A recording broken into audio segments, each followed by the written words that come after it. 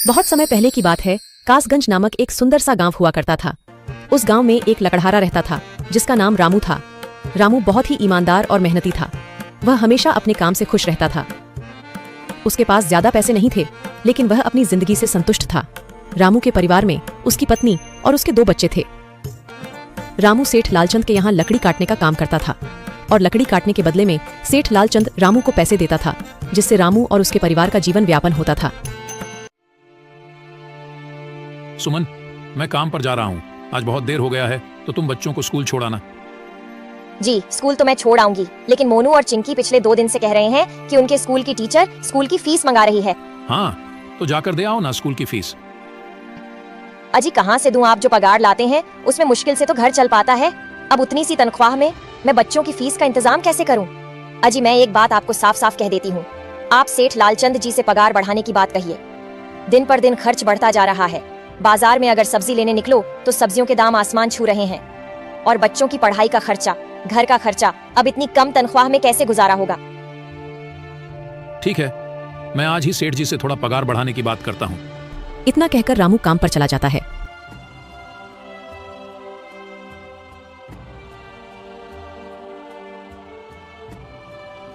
अरे भाई, आज तो पगार का दिन है। देखो, अब यह सेठ लालचंद कोई ना कोई लोचा जरूर करेगा। हमेशा कोई ना कोई बहाना बनाकर पगार कम कर देता है। और अगली बार तो मेरी आधी पगार काट ली थी, यह कहकर कि जो मैंने लालचंद जी से 200 रुपए उधार लिए थे उसका ब्याज बढ़कर 1000 रुपए हो गया है, इसलिए मैं तुम्हारी पगार में से 1000 रुपए काट रहा हूँ। हाँ हरिया भाई, तुम एकदम ठीक कह रहे हो। ये सेठ लालचंद ना एक नंबर का चालाक और लालची इंसान है। एक तो दुगुना काम ले लेता है और बदले में पैसे भी पूरे नहीं देता। हाँ भाई, मेरे भी अगली बार सेठ लालचंद ने पगार काट लिए थे। मैंने बस 2 छुट्टी ली थी जब मेरी बिटिया बहुत बीमार थी, और इस लालचंद ने इस बात का फायदा उठाकर मेरी पूरी आधी पगार काट ली। हे भगवान, बस सेठ जी इस बार मेरी पूरी पगार दे दे। बच्चों के स्कूल की फीस भी भरनी है। ऐसे सभी लकड़हारे अपने काम पर लग जाते हैं। काम करने के बाद वह सभी सेठ लालचंद के पास जाते हैं। सेठ जी, महीना पूरा हो गया है, हमें हमारी तनख्वाह दे दीजिए। देखो भाइयों, अभी मेरे पास तुम्हें देने के लिए पैसे नहीं है। अभी माल नहीं बिका है, सारा माल गोदाम में ही पड़ा हुआ है। कल या परसों तक तुम्हें तुम्हारी तनख्वाह मिल जाएगी। पर सेठ जी, अभी हमारे पास बिल्कुल पैसे नहीं बचे हैं। घर का भी सामान लाना है, बच्चों की फीस भरनी है। अरे मैंने कहा तो सही, 1-2 दिन और रुक जाओ, कल या परसों तक पैसे मिल जाएंगे। अभी मेरे पास पैसे नहीं है। सभी लकड़हारे निराश मन से अपने अपने घर आ जाते हैं। अजी क्या हुआ? इस बार कितना पगार मिला है? सुमन, अभी कोई पगार नहीं मिला। सेठ जी ने कहा है कि 1-2 दिन में पगार मिल जाएगा। पगार नहीं मिला? आपको तो पता है ना, बच्चों की फीस भरनी है। इनकी स्कूल टीचर ने आज साफ साफ चेतावनी दे दी है कि अगर कल फीस नहीं लाई तो बच्चों को घर पर ही बिठा लेना। अब बताओ मैं क्या करूं? मैं क्या करूं सुमन, ये सेठ जी समय पर कभी पैसे देते ही नहीं है। अब तो बस हम इंतजार के सिवा और कुछ नहीं कर सकते। 1-2 दिन की बात है, देख लेते हैं। ऐसे ही 2 दिन गुजर जाते हैं। 2 दिन बाद सेठ लालचंद सबको पगार देता है। अरे हरिया, ये ले अपनी इस महीने की पगार। सेठ जी, यह तो बस 2000 है। मैंने तो इस महीने 3000 तक का काम किया है। हाँ, काम तो किया है, लेकिन तूने 1-1 घंटे आराम भी तो किया है। ये पैसे उसी आराम के कांटे हैं। पर सेठ जी, आपने तो कहा था 8 घंटे काम के महीने में 3000 मिलेंगे, और मैंने तो 8 घंटे काम किया और 1 घंटे आराम। देख हरिया, मुझे ज्यादा हिसाब किताब ना समझा। ये 2000 रख, अगर चाहिए तो, और अगर नहीं चाहिए तो कहीं और काम ढूंढ ले। बेचारे हरिया के पास उन पैसे को लेने के सिवाय और कोई रास्ता नहीं था। हरिया चुपचाप वह पैसे रख लेता है। रामू, ये लो तुम्हारे 2500 रुपए। पर सेठ जी, 2500 क्यों? मेरे तो पूरे 3000 बनते हैं ना। मैंने तो कोई छुट्टी भी नहीं की और ना ही कोई आराम। मैंने तो अपना सारा काम समय पर किया है। हाँ, समय पर तो किया है, पर इस समय बाजार में लकड़ियों का दाम काफी सस्ता हो गया है। इस वजह से अभी तुम्हें भी पगार कम ही मिलेगी जब तक लकड़ियों का दाम नहीं बढ़ता। पर सेठ जी, बात तो 3000 की हुई थी ना। अब 2500 में मैं कैसे घर चलाऊंगा? बच्चों की स्कूल की फीस भी भरनी है। सेठ जी, इस बार आप पूरे पैसे दे दीजिए। 2500 ही मिलेंगे तुझे। यहाँ काम करना है तो कर, वरना कहीं और काम ढूंढ ले। बेचारे हरिया के पास उन पैसे को लेने के सिवाय और कोई रास्ता नहीं था। अरे भाई, यह सेठ लालचंद एक नंबर का बेईमान इंसान है। सारे पैसे अपने जेब में भर लेता है और बहाने बनाता है कि लकड़ियों के दाम सस्ते हो गए हैं। देख लेना, हम गरीबों की किसी न किसी दिन इसे जरूर हाय लगेगी। नहीं हरिया, ऐसे नहीं कहते। वह हमारे अन्नदाता है। आखिर उन्हीं के वजह से तो हमारा घर चल रहा है। अरे काहे का अन्नदाता? काम के पूरे पैसे तो देता नहीं है। पूरे महीने मेहनत करके भी क्या मिलते हैं? बस ये 2000 रुपए। इसमें घर खर्च कैसे चलाएं? ऐसे तो हम कभी तरक्की नहीं कर पाएंगे। और हम कर भी क्या सकते हैं हरिया? हमें लकड़ी काटने की सिवा और कोई काम कहाँ आता है? और कोई काम खोलना भी चाहे तो उसके लिए हमारे पास इतने पैसे कहाँ हैं? अब जो भी हो, हमारा तो बस ये सेठ लालचंद ही सहारा है ना। कुछ देर बातें करने के बाद सारे अपने घर की ओर निकल पड़ते हैं। जी आ गए आप। कितनी पगार मिला है? सुमन, इस बार सेठ जी ने बस 2,500 रुपए ही दिए हैं। बस 2000। इतने में कैसे घर चलाएंगे? बच्चों की फीस में ही 1000 रुपए निकल जाएंगे। फिर 1500 में क्या क्या करेंगे? अब मैं क्या कहूँ सुमन, अब तुम्हें इसी में ही गुजारा करना होगा। तुम सबसे पहले बच्चों की फीस भर देना, इसके बाद बाकी का मैं देखता हूँ। अजी आप क्या देख लोगे? सेठ जी से पूरे पैसे तो मांगे नहीं गए आपसे?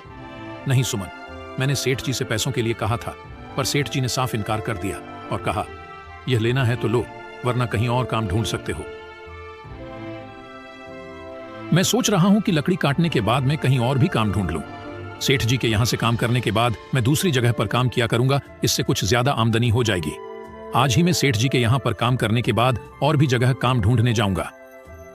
इतना कहकर रामू काम पर निकल जाता है और जैसा कि रामू ने कहा था, वह लालचंद के यहाँ काम करने के बाद काम की तलाश में निकल जाता है। रामू पूरे गांव में काम ढूंढता है, दुकानों दुकानों पर जाकर लोगों से काम मांगता है, मगर हर जगह रामू को केवल निराशा ही हाथ लगती है। अंत में थक हारकर रामू वापस जाने लगता है। तभी वह देखता है कि अचानक बहुत सारे भैंसों का झुंड उसकी तरफ दौड़े आ रहा है। यह देखकर रामू बहुत डर जाता है। वह इधर उधर देखता है तो उसे एक गुफा दिखती है और वह गुफा में जाकर छुप जाता है। जब भैंसों का झुंड वहां से निकल जाता है तब रामू की जान में जान आती है। हे भगवान, आज तो बाल बाल बच गया मैं, वरना आज तो मैं इन भैंसों के पैरों तलों तो कुचला ही जाता। पर यह मैं कहाँ आ गया? रामू यह सब सोच ही रहा था कि तभी उसकी नजर गुफा में रखी एक टोकरी पर जाती है। रामू उस टोकरी के पास जाता है। ये कैसी गुफा है? ये कैसी टोकरी यहाँ पड़ी है? इसे मैं घर ले जाता हूँ, सामान रखने के काम आ जाएगी। रामू जैसे ही उस टोकरी को हाथ लगाता है, गुफा में से एक आवाज आती है, रुक जाओ, इसे छूने की कोशिश मत करो। यह आवाज सुनकर रामू एकदम पीछे हट जाता है। तभी गुफा में एक जिन्न प्रकट हो जाता है और वह रामू से कहता है, कौन हो तुम और मेरी गुफा में क्या कर रहे हो? मुझे माफ करना, आप जो भी हो। कुछ भैंसों का झुंड मेरे पीछे पड़ गया था और उनसे बचने के लिए मैं इस गुफा में आकर छिप गया और फिर मेरी नजर इस टोकरी पर गई। माफ कीजिए, मुझे लगा यहाँ कोई नहीं है तो यह टोकरी किसी की नहीं होगी, इसलिए मैंने इसे छुआ। रामू, तुम्हें डरने की जरूरत नहीं है। मैं तुम्हारे बारे में सब जानता हूँ। मेरी नजर एक बार भी जिस पर पड़ जाती है, मैं उसका इतिहास अपनी खुली आंखों से देख सकता हूँ। पर आप है कौन और आप इतने विचित्र क्यों दिखाई पड़ रहे हैं? आप अपना परिचय दीजिए, कौन है आप? मैं एक जिन हूँ और मैं कई सालों से इस गुफा की रक्षा कर रहा हूँ। यह गुफा मेरे पूर्वजों की है। इस गुफा में केवल वही इंसान घुस सकता है जिसका मन बिल्कुल पवित्र हो। अगर तुम अपवित्र होते तो तुम इस गुफा में कभी नहीं घुस पाते। तुम एक सच्चे इंसान हो, इसलिए तुम इस गुफा में घुस पाए और इस टोकरी को छू पाए। अब तुमने इस टोकरी को छुआ है तो यह टोकरी तुम्हारी हुई। नहीं, मुझे यह टोकरी नहीं चाहिए, मैं तो बस देख रहा था। डरो मत रामू, तुम ये टोकरी ले जाओ। ये कोई साधारण टोकरी नहीं है, बल्कि यह जादुई टोकरी है। जादुई टोकरी? क्या यह वही जादुई टोकरी है जिसके बारे में हमारी दादी कहानी सुनाई करती थी कि किसी गांव में एक जादुई टोकरी हुआ करती थी और वह सबकी इच्छाएं पूरी करती थी? हाँ रामू, ये वही जादुई टोकरी है। अब तुम इस टोकरी के मालिक हो। तुम इसके इस्तेमाल से अपनी स्थिति सुधार सकते हो। पर याद रखना, तुम जो भी वस्तु इस टोकरी में एक बार डालोगे, वह चीज ही तुम्हें बार बार इस टोकरी में डालनी होगी। इसके अलावा तुम और दूसरी कोई चीज इस टोकरी में नहीं डाल सकते। अगर तुमने ऐसा किया तो इसका परिणाम तुम्हें ही भुगतना होगा। मेरी इस बात को हमेशा ध्यान में रखना और सोच समझकर बिना लालच किए इस टोकरी में वह ही सामान रखना जिसकी तुम्हें जरूरत हो। रामू टोकरी को लेकर घर आ जाता है। सुमन, ये देखो, ये मैं क्या लेकर आया हूँ। क्या लाए हो आप? बस ये एक टोकरी। सबसे पहले यह बताइए, आप तो काम की तलाश में गए थे ना, तो कोई दूसरा काम मिला कि नहीं? नहीं। अरे सुमन, मेरी पूरी बात तो सुनो। ये कोई ऐसी वैसी टोकरी नहीं है, बल्कि यह एक जादुई टोकरी है। रामू सुमन को वह सारी घटना के बारे में बताता है जो उसके साथ हुई। अच्छा, तो आपका कहने का मतलब है कि इस टोकरी में हमें कोई ऐसी चीज डालनी होगी जिसकी हमें सबसे ज्यादा जरूरत हो। हाँ सुमन, हमें सोच समझकर ही इसमें कोई चीज डालनी होगी। रामू थोड़ी देर सोचता है, फिर उसका ध्यान उन लकड़ियों पर जाता है जो एक बार उसने सुमन को रखने को दी थी। सुमन, यह लो। जब मैं आज लकड़ी काट रहा था तो मुझे यह चंदन की लकड़ी मिली थी। इसे अपने पास संभाल कर रख लो, कभी जरूरत पड़ी तो हम इसका इस्तेमाल करेंगे। सुमन, तुम्हें याद है, एक बार मैं जंगलों में लकड़ियां काटने गया था तो मुझे एक चंदन की लकड़ी मिली थी और वह मैंने तुम्हें लाकर दे दी थी। हाँ, दी तो थी। तो तुम उस लकड़ी को ले आओ, हम उस चंदन की लकड़ी को ही इसमें डालेंगे और उस लकड़ी से अपना एक व्यापार शुरू करेंगे। सुमन चंदन की लकड़ी को ले आती है और उसे टोकरी में डाल देती है। वह जैसे ही चंदन की लकड़ी उस टोकरी में डालते हैं, उसमें कई सारी लकड़ियां आ जाती हैं। अरे वह ये तो चमत्कार ही हो गया। ये देखिए कितनी सारी चंदन की लकड़ियां हो गई। अगर आप इसको बेचेंगे तो इससे काफी अच्छे पैसे मिलेंगे। हाँ राधा, मैं कल सुबह बाजार जाकर इनको बेच आऊंगा और जो पैसे मिलेंगे उससे हम अपने मोनू और चिंकी के स्कूल की फीस भर देंगे और बाकी बचे पैसों को संभाल कर रख लेंगे। अगले दिन रामू लालचंद सेठ के यहाँ काम पर न जाकर चंदन की लकड़ियों को बेचने के लिए बाजार की ओर निकल पड़ता है। वहाँ पर रामू चंदन की लकड़ियों को बहुत ही कम दामों में बेचा, जिसकी वजह से आम लोगों के साथ साथ बड़े व्यापारियों ने भी रामू से चंदन की लकड़ियां खरीदी। लकड़ियों को बेचकर रामू को काफी अच्छे पैसे मिले। पैसों को लेकर चंदन घर आ जाता है। ये देखो सुमन, उन लकड़ियों को बेचकर मुझे कितने सारे पैसे मिले हैं। ये लो कुछ पैसे, इससे तुम कल मोनू और चिंकी के स्कूल की फीस भर देना। अच्छा, तो मैं काम पर जाता हूँ। अजी आपके पास तो अब यह जादुई टोकरी है, तो अब आपको उस सेठ लालचंद के यहाँ काम करने की क्या जरूरत है? हाँ सुमन, मैं सेठ लालचंद जी के यहाँ काम पर नहीं जा रहा, बल्कि मैं तो वहाँ पर जो काम कर रहे बाकी के लकड़हारे हैं उन्हें यह खुशी की खबर देने जा रहा हूँ, क्योंकि सेठ लालचंद जी से मेरे साथ साथ वह लकड़हारे भी बहुत परेशान थे। इसलिए अगर मेरा भला हो रहा है तो क्यों ना मैं उन सभी का भला करूं। वह सभी बहुत ईमानदार लकड़हारे हैं, वह सभी बहुत मेहनत से काम करते हैं, मगर लालचंद ने कभी भी उनको उनकी मेहनत के सही पैसे नहीं दिए। इसलिए मैंने सोचा है क्यों ना मैं उनको अपने इस काम में शामिल कर लूं। हाँ जी, बात तो आपकी बिल्कुल सही है। अगर आप सभी लोग एक साथ मिलकर काम करेंगे तो हम सब बहुत जल्द ही तरक्की हासिल कर लेंगे। इस तरह रामू सभी लकड़हारों के पास जाता है और अपनी जादुई टोकरी के बारे में बताता है। देखो भाई लोग, अगर तुम मेरे साथ काम करना चाहते हो तो कर सकते हो। मैं तुम्हें उस लालचंद से ज्यादा पैसे दूंगा और हम एक साथ बराबर की मेहनत किया करेंगे और मुनाफा भी बराबर में बांट लिया करेंगे। सभी रामू की इस बात से बहुत खुश होते हैं और अगले दिन से ही वह रामू के साथ काम में जुड़ जाते हैं। सभी लकड़हारे मिलकर चंदन की लकड़ियों को बाजार में बेचने का काम करते हैं। ऐसे ही 2-3 दिन गुजर जाते हैं और सेठ लालचंद देखता है कि कोई भी लकड़हारा उसके यहाँ पर काम पर नहीं आ रहा है, तो वह अपने नौकर से पूछता है, अरे बिरजू, ये सारे लकड़हारे कहाँ मर गए? 2 दिन से आए नहीं, मेरा सारा काम पड़ा है। क्या इन्हें काम नहीं करना? क्या कहीं यह काम छोड़कर तो नहीं चले गए? सेठ जी, मुझे इस बारे में कुछ पता नहीं है। अरे अगर पता नहीं है तो जाकर गांव में पता कर, आखिर यह लकड़हारे काम पर क्यों नहीं आ रहे। इस तरह सेठ लालचंद के कहे अनुसार बिरजू लकड़हारों पर नजर रखने लगता है। क्या उन लोगों ने अपना काम खोल लिया है? लेकिन उन गरीब लकड़हारों के पास इतने पैसे कहां से आए कि वह अपना काम खोलें? मुझे यह पता करना ही पड़ेगा। बिरजू, तू एक काम कर, तू उन लकड़हारों पर नजर रख। वह जो भी करते हैं, जहां भी जाते हैं, सबका हिसाब चाहिए मुझे। तभी एक रात बिरजू ने देखा कि रामू एक टोकरी में चंदन की एक लकड़ी रखता है और बदले में बहुत सारी लकड़ियां आ जाती हैं।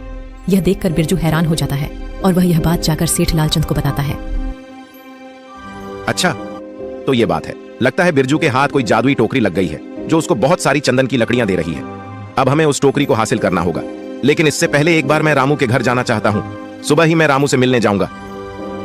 ऐसा सोचकर अगले दिन सुबह सेठ लालचंद रामू के घर जाता है। रामू, क्या हुआ? तुम काफी दिनों से काम पर नहीं आ रहे। वह सेठ जी, मैंने अपना काम खोल लिया है तो अब मैं वही करता हूँ। अच्छा, पर यह तो बता, तूने अपना काम खोला कैसे और तेरे पास पैसे कहां से आए?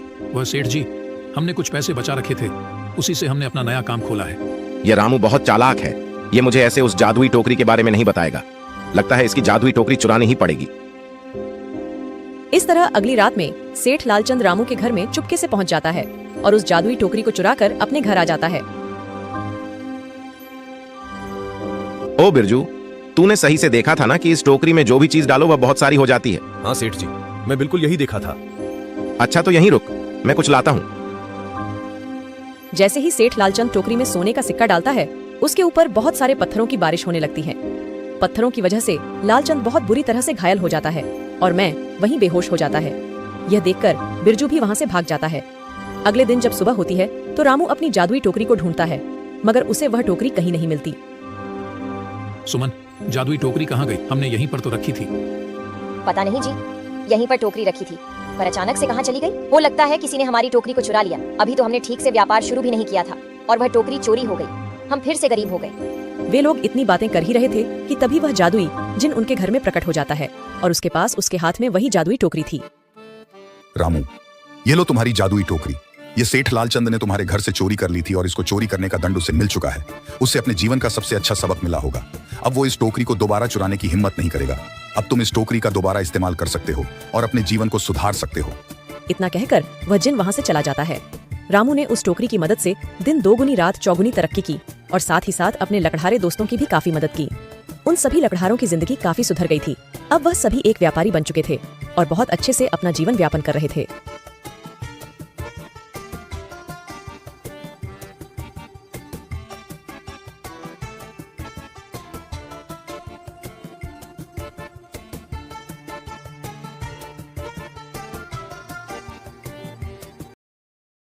तू बस साथ दे मेरे दोस्त, अपने साथ तेरी भी जिंदगी बर्बाद कर देंगे।